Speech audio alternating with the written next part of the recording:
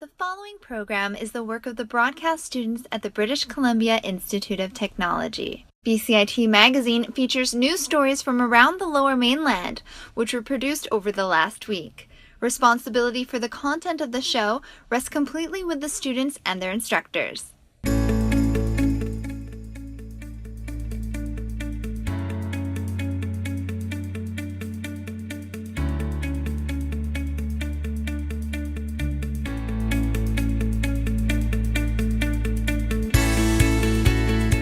Coming up on BCIT magazine, Port Mann Bridge sees rise in accidents and traffic. Poverty activists attempt to live on typical welfare rate in Vancouver. And a former refugee is asking Canadians to welcome other refugees.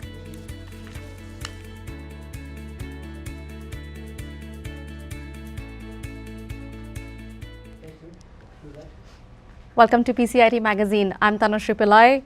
And I'm Beth Merriam. If you noticed more traffic and car crashes since tolls were removed from the Port Mann Bridge, you aren't imagining things. Tiffany Goodwin has more on the added congestion. We're going to make the case in the coming election campaign that we're going to eliminate the tolls on the Port Mann Bridge. It was a key election promise aimed at slashing costs for commuters along the north and south of the Fraser. Now fast forward to today and... Yeah, well, you never anticipate motor vehicle accidents. I know we have RCMP representatives here. They don't anticipate accidents. The volumes on the Port Mann have definitely increased now that it is as free as the Patello or the Alex Fraser. And more accidents and traffic is right. The Ministry of Transportation says the bridge has seen over 30,000 more cars per day since tolls were scrapped in September. Yeah, I'm glad they took the tolls off for sure. It cost me a fortune. We don't travel it that often. We're happy they took the toll off. And traffic has gone up, way up, by 24 to 30%. Like I come over from Mission on the Golden Ears Bridge. That's even busier now too. A lot more people are using it. There's a lot of traffic. We have to go Burnaby sometimes on a work, and when we go there, lots of people are there. I'm always late. And while traffic has gone up on the bridge, the same can't be said for this trio building where no one was in sight. Since tolls were removed, over 100 people were laid off. But if you think this empty trio building is a reason to abandon paying your toll fines, think again. Any outstanding fines must be paid or ICBC won't let you renew your license or your car insurance, putting the brakes on your driving. Tiffany Goodwin in Surrey for BCIT magazine. A poverty group challenged locals to eat on a welfare budget for the week. Corey's survey has more on these Vancouverites eating below the poverty line. Could you survive on $19 a week for food?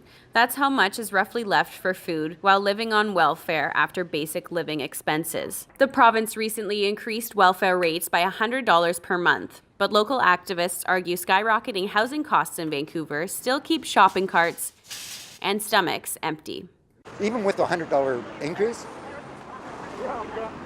it is so little.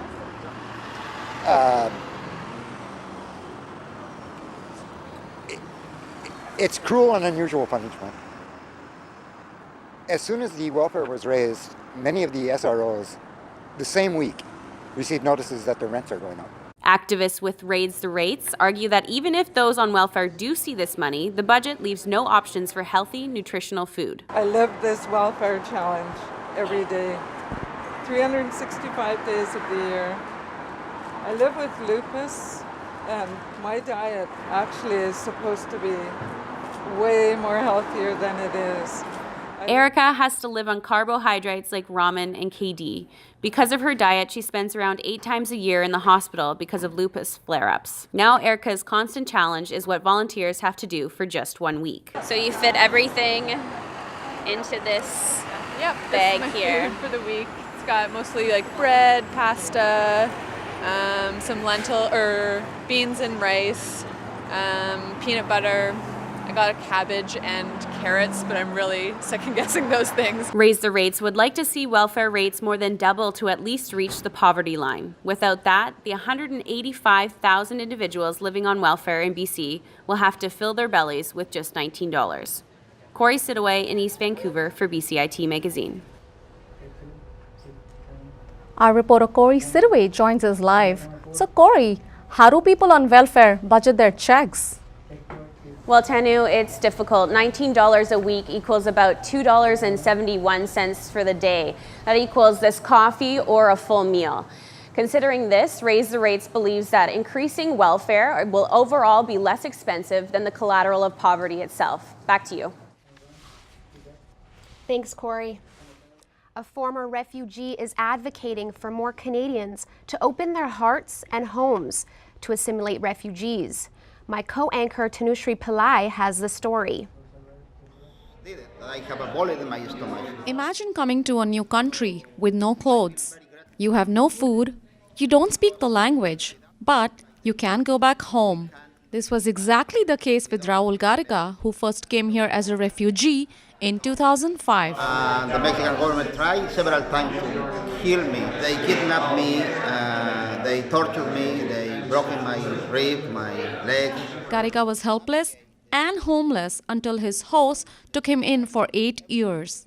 Now Garriga is asking local Canadians to host refugees like him. Because without people like them, we cannot survive here. We don't know where to go to eat the first day that we are here. We don't know where to sleep. In 2016, there were nearly 86,000 refugees in the country, out of which more than 7,000 made BC their home. Ken and Aisha Pierce are local hosts who provide shelter to refugees. No matter what culture you're from, family is important. And when you come to Canada and you have left your whole family, you need to find a family that can replace that you left. And so we've learned to become family. The Pierce family is connected to refugees through Journey Home Community, a refugee resettlement organization. We're hoping that people will be inspired as they arrive just to see what happens when a family opens their home. For former refugees like Garriga, this chain of helping others is his form of payback. And maybe I won't return nothing to those people who help me immediately or directly to me, but I get the commitment to help others. The rising number of refugees puts the onus of hand-holding on locals. Tanushri Pillai in New Westminster for BCIT Magazine. Our reporter Joel Ballard joins us live from Vancouver to give us an update on the city's latest plans for Chinatown. City Council voted unanimously to pursue a World Heritage Site designation from UNESCO for its historic Chinatown. The designation is part of the city's efforts for reconciliation with Chinese Canadians. The Vancouver neighborhood and its iconic buildings once housed more than 3,500 Chinese Canadians, now making it one of North America's largest Chinatowns. If successful, Chinatown would be legally protected by international treaties. City Council also voted to issue a formal apology to Chinese Canadians for the discrimination they experienced, including the controversial Chinese Immigration Act, which banned their immigration to Canada in the 1920s. Back to you. BCIT Magazine. New technology is making its way into classrooms. And a surprising amount of students show up for free yoga. Before I went to BCIT, I had a little bit of experience in college radio, which I loved. I walked into a newsroom, I sat down with the news director, and after 3 minutes he said, "Young man, I would never put you on television. Go to BCIT, get some experience, then come talk to me." It gives you the tools right away in order to hit the ground running in almost any newsroom. I'm here live at BCIT Burnaby campus, and as you can see behind me, the weather is beautiful today. I had a job in between first year and second year. Would not have had that job, I'm quite convinced, without BCIT. Welcome to Evolution News. I'm Chantal Pesquitza. Whether it's the writing, whether it's the editing, whether it's simply knowing where to go, who to talk to, who the players are, that allows you to get out in the field. It keeps you humble, it keeps you hungry, and it keeps you guessing and asking those better questions.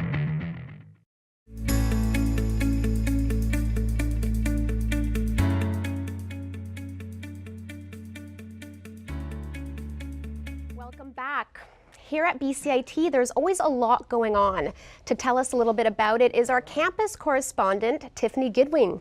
Take it away, Tiffany. Thanks, Beth. 3D printers and virtual reality headsets aren't new to BCIT's campus, but they are new to classrooms. Jesse McGowan stopped by the office to learn more about the devices. Move and see what this is all about. This might look just like fun and games. He's just that adorable. But the staff at BCIT's MediaWorks are seeing these devices make the transition from entertainment to education. The head and the tail goes out. We are getting instructors to understand how they could add to what they're teaching and try to get to the next stage. So there's this one app I want to show you. Human body scan. One example is a biology program that lets you study different parts of the body. Drag it. Just look at the bones, the structure. Between the 3D printer, augmented reality lenses, and virtual reality headsets, students and teachers alike are beginning to see the benefits of these devices. But I definitely see a huge potential with virtual reality. People are visual learners, not just auditory learners. And from setting up a simple simulation, seeing things up close, seeing things differently, I think might have a huge effect on people, because it is quite cool. Turning ideas into reality is just one of the countless things possible with these machines. Whatever it may be, MediaWorks sees the opportunity as another example of how BCIT is launching into the future. BCIT takes pride with getting our students employed and hired, and this is just another way of giving everyone that extra edge. Yeah, right? That's so cool. Oh my God. T says signing out these headsets is just as easy as signing out a book. The difference is where the book might cost $40, the headsets cost $4,000. It's just an investment that BCIT has made in an advanced education and providing the students with a little entertainment. Jesse McGowan in an augmented reality for BCIT Magazine.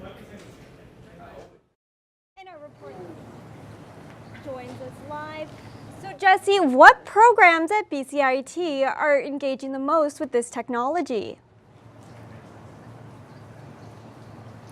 Well, Tiffany, 3 members of the Health Sciences Department have already been trained on these augmented reality lenses this year, as well as interior design, architecture, and the automotive repair program. Tiffany? Seems very cool. And how exactly are they used?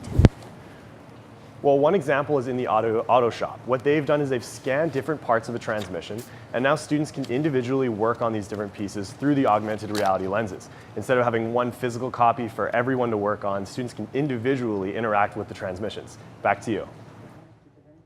Thanks, Jesse. This week, students at BCIT found a way to wind down after midterms by participating in a Halloween competition. The Civil Engineering Club hosted their annual pumpkin carving contest. Engineers took a break from school and explored their artistic side. Students got creative with faces and formulas, and for students like Herman, it was more than just getting into the spirit of Halloween. It gives you a chance to kind of relax and unwind in the middle of midterm season. And I think a lot of us don't have time to go out to parties and do all the other things. So it's kind of nice to celebrate Halloween in our own quiet way. Even though this year's contest was a little quieter than past years, those who showed up seemed to be enjoying themselves. And while there were no tricks, there were plenty of treats to go around. Meanwhile, BCIT offered a free fitness class in conjunction with Mental Health Week. Joel Ballard has the story. The BCIT Student Association has planned events for Mental Health Week, like arts and crafts, information sessions, and free yoga.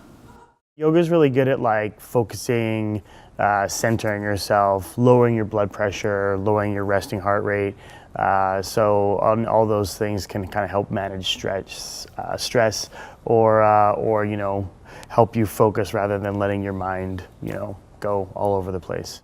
But the class was canceled when only one person showed up. So we took to the campus to find out why.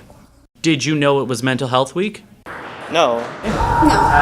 No, I didn't. Did you know BCIT was offering a free yoga class? No. No, I didn't. No, I didn't know about that. For the lone yogi who showed up, it offered a break from her studies. It's just 1 hour class, right? And then after 1 hour, maybe I can focus more on my study. Were students too busy studying? Or playing? Or doing other things? The most common themes seem to be that students had no idea the event was even happening. Maybe like advertise it more or like put up signs or something. Because when they had like the glow week, they like advertised that all around campus. So then that was full, like when they had glow in the dark yoga, but I didn't hear anything about this, so. The Canadian Society for Exercise Physiology recommends that we get 150 minutes of exercise a week. This exercise can help with depression, anxiety disorders, and lots of other issues associated with mental health. But that only works if students know about the programs and show up. Joel Ballard for BCIT Magazine. And that's it for your local campus news. Thanks, Tiffany.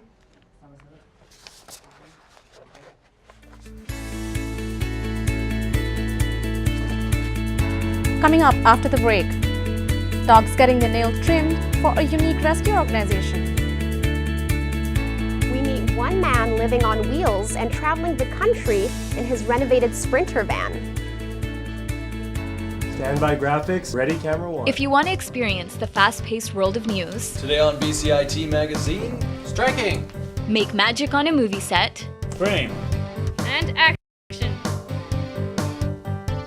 or bring your creative ideas to life.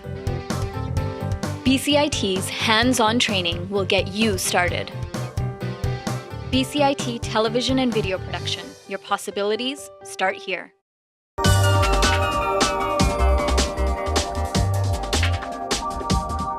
I chose BCIT because I know that all the programs are very hands-on. We have our own radio station. Like it's one of the best programs that I've ever heard of. I am starting a job on Monday, so confidence is high. Honestly, I didn't think it was going to be this fun.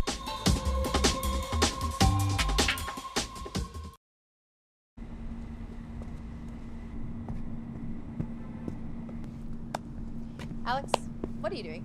I'm just getting ready for this weekend. There's a square dance at Wise Hall. I heard there's live music. Oh yeah, Squirrel Butter and friends are playing. And on Saturday, there's a clogging and banjo workshop. What? BC Lions face off against the Toronto Argonauts this Saturday at 7 p.m. You don't want to miss it. Oh my gosh, you must be vegan and gluten-free. I'm just eating an apple. Okay, well this weekend at the Vancouver Convention Center, it's Health Week, and they're going to be having exhibits of raw, vegan, gluten-free, everything I stand for.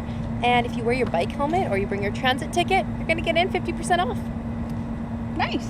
See you there? Probably not. Okay.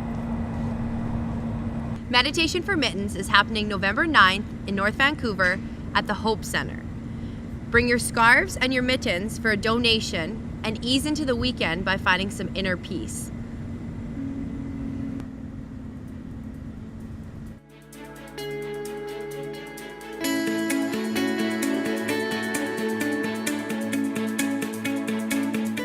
Up next, a Delta Animal Hospital is cutting pet nails for a cause. As Ashley Boy reports, the clinic is donating all the money collected to a pet-friendly organization. On Halloween Day, the biggest fear for these pets aren't ghosts and ghouls. It's the dreaded clippers. It's okay, sweetie. It's okay. Good girl. This nail cutting doesn't just help one dog, it helps many. But we do take the opportunity, being that it's Halloween, to invite people to come in and donate what they would normally spend on a nail trim, or any amount. They can donate it to the rescue and we put it directly onto their bills. The money raised will go to PB&Chi, a local dog rescue society that began with a focus on 2 specific breeds of dog. Just doing pit bulls and chihuahuas. In the States, especially, I know California, pit bulls and chihuahuas are the dog that you see the most in the shelters. Dozens of dog lovers came by to help the cause. He's here, Chili Pepper's here to get his nails done today and to donate for the PBG because we feel it's a good thing to do. And and I love Chihuahuas, so it's a good cause. Whenever they're bringing or rescuing dogs, we see them for examinations, for parasite control, for heartworm treatments, whatever that needs to be done. PB&Chi Dog Rescue Society is entirely volunteer-based. All rescued animals are fostered by local dog lovers until they find their forever home. I've taken in, I would say, 30 to 40 dogs. It's pretty rewarding. Sometimes it's hard, you take a dog and you fall in love. I've almost foster failed a few times, but I have my own, so I can only bring in so many. This nail clipping event raised almost $200 for the Dog Rescue Society, and these puppies walked away with a fresh pedicure. Ashley Burr in Delta for BCIT Magazine. We're now joined live by Kelly Joy Austin, the founder of PB&Chi. She rescues dogs from overcrowded shelter systems. Welcome to the show, Kelly. Thank you. Thanks for having me. So can you tell us a little bit about PB&Chi? PB&Chi is a foster-based rescue out of the Lower Mainland here. We adopt out anywhere in the Lower Mainland and Washington State. We have adopted out as far as Alberta and Montreal if people are willing to come get the dogs. Again, we're volunteer run, we're donation run out of the generosity of others. And we are a foster-based rescue, so all of our dogs are in homes. They're not in cages. So that's what kind of differentiates us. And who do we have here? This is Mr. Bojangles, and he's one of the rescues that came through us very early. He was found on the streets of LA, hit by a car, and he had to have a surgery that cost $3,000 that we raised the money for to have. And now he's all better, and when he arrived, I fell in love with him and I kept him for myself. And can you tell us why the name PB&Chi?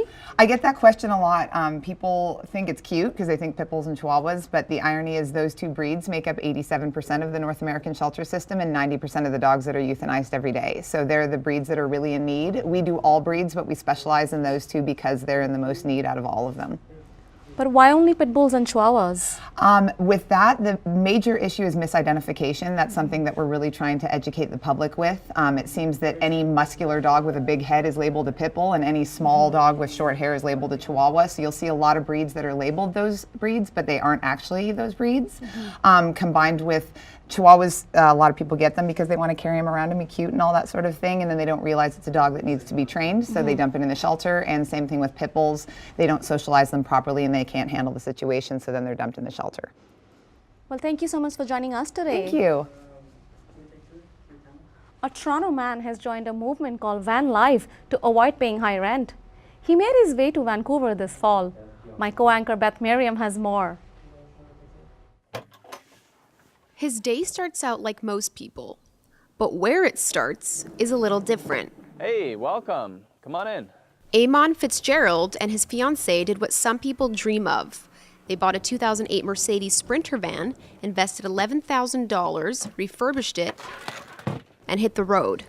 They're running their tea business on these wheels, exploring the country while they're at it.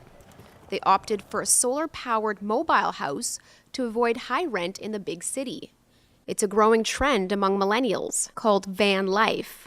Being a millennial, it is extremely difficult to save up money and buy a property. But even in the renting market, it's such high demand that we couldn't jump in. That inner fire inside for me and my fiance, Rebecca, to travel and explore. And you only live once, right? So we wanted to live it up. He says his life may seem exciting online, but for people curious about exploring van life, he says, do your research. People really need to understand, and what we're trying to show through our YouTube videos is what real van life is like. And there are a lot less comfortable nights. Affordable housing experts see van life as a continuation of past housing trends. There are many people, young people, who do not want to plant roots early on in their life, and they are no different than the people who in the 1960s or 70s who bought a minivan and travel around from place to place. Fitzgerald says for him, van life will be an adventure for some time to come. I keep going back to less comfort, more joy. People that are willing to sacrifice little things to allow them and spend their paycheck on things they love doing. Beth Merriam in Burnaby for BCIT Magazine. Yoga is a relaxing form of meditation, but have you ever thought of what might happen when you add bunnies to the mix? At SFU, it turns into a fun way to de-stress while also raising money. Shelby Meyer has the story.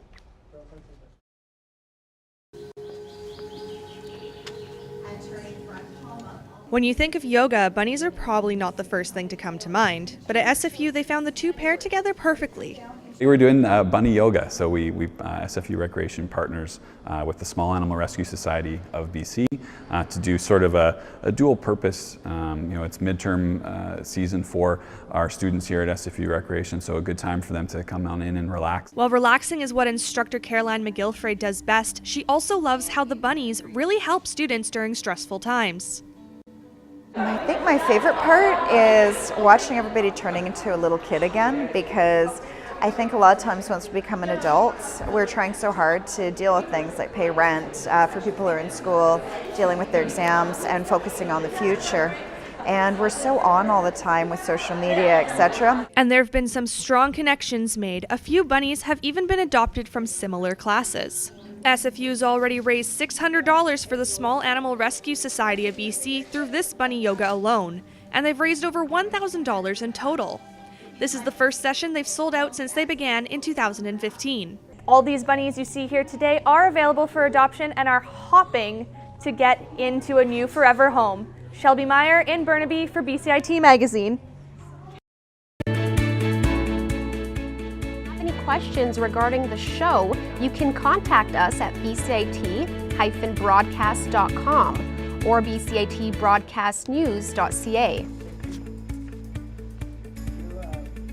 That's it for BCIT Magazine. I'm Beth Merriam. And I'm Tanushree Pillai. We leave you now with a look at a beautiful sunset at Whitecliff Park in West Vancouver.